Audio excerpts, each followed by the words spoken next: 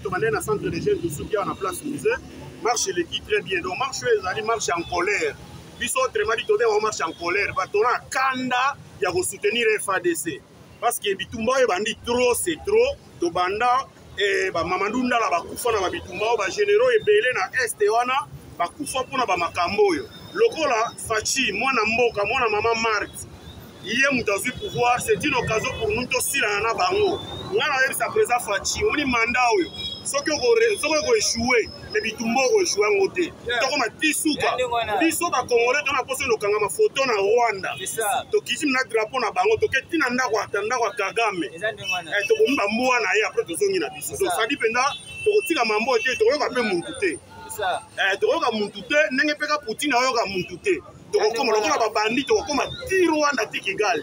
Mais si tout le monde a dit qu'on marché, tout le monde a photo, il y a Kagame, Bouché, Papi, c'est lui qui a dit photo. Donc, on na maboko. Donc, Kagame y était. Tu l'équipe bango 20 fois na ebele.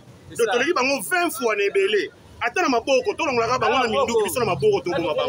Parce que l'armée le plus puissant dans le monde des populations. C'est la population au biso yeyo. Donc, on a soutenu biso to lobi kaka. Président Fachi Choko échoué. Biso to za kuna te mais Bitumba échoué en côté. To souhait en côté, faut gagner en côté Rwanda. Merci. Merci.